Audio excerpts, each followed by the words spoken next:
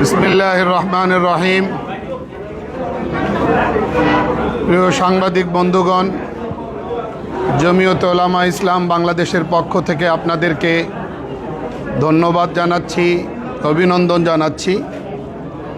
আজকে সারাদিনের সংলাপে মূলত প্রথম দিকে জরুরি অবস্থা জারি করার বিধান নিয়ে ইতিপূর্বেকার আলোচনাটাকে আজকে আরেকটু পূর্ণতা দিয়ে যে জায়গাটাতে ঐকমত্য প্রতিষ্ঠিত হয়েছে সেটা হলো সংবিধানের 141 এর কয়ের সংশোধনী, অর্থাৎ সেখানে যে অভ্যন্তরীণ গোলযোগ শব্দ দুটো আছে, তদস্থলে রাষ্ট্রীয় স্বাধীনতা, সার্বভৌমত্ব, রাষ্ট্রীয় অখণ্ডতা হুমকি মুখে পড়লে, মহামারী, প্রাকৃতিক দুর্যোগ, এই জাতীয় শব্দগুলো সেখানে প্রতিস্থাপিত হবে। এই জায়গাটাতে ঐকমত্য তৈরি হয়েছে এবং জরুরি অবস্থা বিধানের এই পয়েন্টে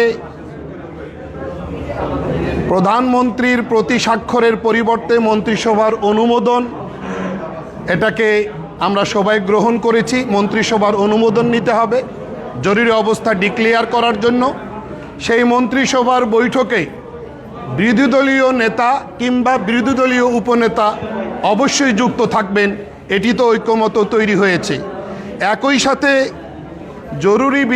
জরুরি অবস্থা জারি করা, এই বিষয়টি, ইমার্জেন্সি ডিক্লেয়ার করার এই বিষয়টি কোনোভাবেই যেন রাজনৈতিক হাতিয়ার হিসাবে ব্যবহৃত না হয়। মানুষের লাইফ টু রাইট, জীবনের জন্য অধিকার, এটা যেন খর্ব না হয়। মানুষের আদালতে মামলা দায়ের করার অধিকার যেন লঙ্ঘিত না হয়, সেই বিষয়গুলো ইনশিওর করতে হবে। দ্বিতীয় যে বিষয়টিতে আজকে আমরা ঐকমত্যের জায়গায় আসতে পেরেছি সেটি হলো আপিল বিভাগের জ্যেষ্ঠতম বিচারপতিকে রাষ্ট্রপতি প্রধান বিচারপতি হিসাবে নিয়োগ দান করবেন। অবশ্য কোনো রাজনৈতিক দল বা জোট তাদের নির্বাচনী ইশতেহারে উল্লেখপূর্বক যদি জনগণের ম্যান্ডেট লাভ করে, তবে তারা সংবিধানে আপিল বিভাগের জ্যেষ্ঠতম 2 জন বিচারপতির মধ্য হতে যে কোনো একজনকে রাষ্ট্রপতি প্রধান বিচারপতি নিয়োগ করিবেন।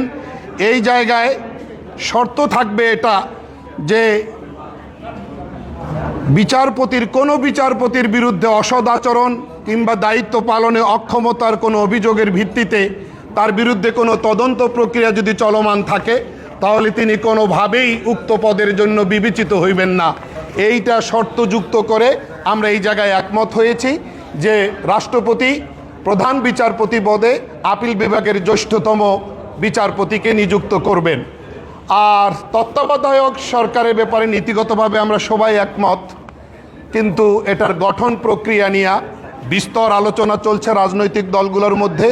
কমিশন একাধিক প্রস্তাব থ্রো করেছে, রাজনৈতিক দলগুলোর পক্ষ থেকে প্রস্তাব আসছে, এগুলোর উপর আলোচনা চলছে, নিষ্পত্তি হয়নি। আশা করা যায় আগামীকাল পরে পরশুদিন এই বিষয়ের উপর একটা সমঝোতায় আমরা উপনীত হতে পারবো। সেই সময়টার আপডেট ইনশাল্লাহ আপনাদেরকে যথাসময়ে আমরা দেওয়ার চেষ্টা করব। সাংবাদিক বন্ধু, আপনাদের সবাইকে ধন্যবাদ। আসসালামু আলাইকুম।